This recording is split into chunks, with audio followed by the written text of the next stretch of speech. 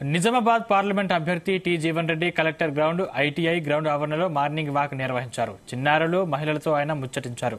Urdu academy corporation chairman Tahir Bin, cooperative association corporation chairman Mohan Keshav పలువురు నాయకులు జీవన్ రెడ్డి వెంట మార్నింగ్ వాక్ లో పాల్గొన్నారు.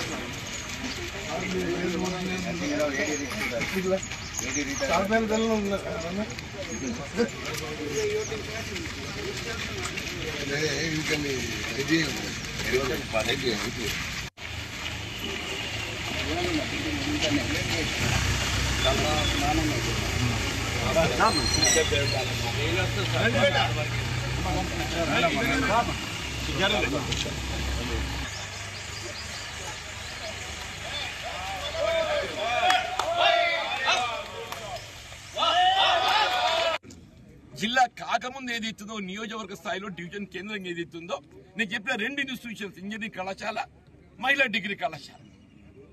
Let anybody be the representative. నువ్వు ఏం చేస్తున్నావు అని చెప్పని కాదు. ఇప్పుడు మనం ఒక ప్రజాప్రతినిధి, ఒక రాజకీయ పార్టీని ఎంపిక చేసుకోబోయే ముందు వాళ్ళ పాస్ట్ హిస్టరీ గత చరిత్ర చూడాలి. నేను ఎవరైనా ఎన్నికల ముందుకు వచ్చి ఉన్నాము, నాకు ఆదరించండి, నాకు అండగా నిలవండి, నేను మీకు తోడుంటా చెప్పడం సహజం. కానీ ఏదైతుందో మనం గమనించాల్సింది మన పాస్ట్ హిస్టరీ, మన ట్రాక్ రికార్డ్ గత ఏముండే దాన్ని పరిగణలోకి తీసుకుని ఏదైతుందో మనం నిర్ణయించుకోవాలని చెప్పండి. These two exams I'm telling, women's degree కళాశాల అండ్ జేఎన్టీయూ కళాశాల అని చెప్పండి. ప్రతి జిల్లా కేంద్రంలో, ప్రతి జిల్లాలో ఏదైతుందో ఒక నవోదయ విద్యా సంస్థ ఏర్పాటు చేయాలని చెప్పండి. మేము జగిత్యాల ఏర్పాటు చేయాలని చెప్పి పోరాటం చేసినవి చెప్పి అంటున్నా. నిజామాబాద్ లో నవోదయ విద్యాలయం ఏర్పాటు చేసుకోలేకపోవడం కేంద్ర ప్రభుత్వం అధికారంలో ఉండి అవకాశం ఉండి కూడా చెప్పంటున్నా. ఇది కేవలం నిర్లక్ష్యం అని చెప్పంటున్నా. ఇది నిర్లక్ష్యం అని చెప్పంటున్నా. ఐఎమ్ కమిటింగ్ రేపు నేనేమవుతా అని చెప్పాను కాదు, ఇది నా బాధ్యత అని చెప్పంటున్నా. విద్యాపరంగా ఏదైతుందో వీళ్ళ విద్యార్థులకు భవిష్యత్తు, ఈ దేశ భవిష్యత్తు అని చెప్పంటున్నా. గత 10 సంవత్సరాలు ఏదైతుందో ఇవాళ ప్రభుత్వం టీఆర్ఎస్ బీఆర్ఎస్ మీరు అధికారులు కొనసాగింది. ఇప్పుడు అదనపు ఉద్యోగ అవకాశాలు కల్పన పక్కన పెట్టండి, కానీ ఉన్న ఉద్యోగాలు భర్తీ చేయబడాలి కదా.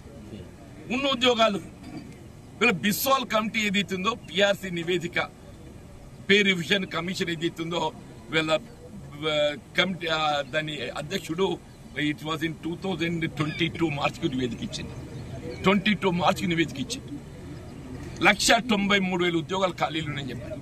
పబ్లిక్ సర్వీస్ కమిషన్ ఏదైతుందో అంగట్ల సరుకు అమ్మకానికి ఉన్నట్టు ఉద్యోగాలు కూడా అమ్మకానికి వచ్చిన తర్వాత అసలు విద్యార్థులు ఈ విధంగా విశ్వాసం కలిగిస్తే నువ్వు సొంత ఊరు ఒక జిల్లాలో ఉన్నది, ఒక జోన్లో ఉన్నది, ఉద్యోగం చేసే ఒక జోన్లో ఉన్నది, ఆ పిల్లల భవిష్యత్తు ఏంటి?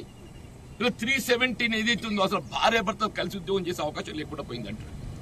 భార్యాభర్తలు కలిసి ఉద్యోగం చేసే అవకాశం లేకుండా ఇలా పాకిస్తాన్ మెడల్ వంచింది ఎవడే? కాంగ్రెస్ పార్టీ, ఇందిరాగాంధీ అని చెప్పి అంటున్నా. పాకిస్తాన్ యుద్ధం ప్రకటించి యుద్ధం గెలవడమే కాదు, ఇలా బంగ్లాదేశ్ ఏదైతే స్వతంత్ర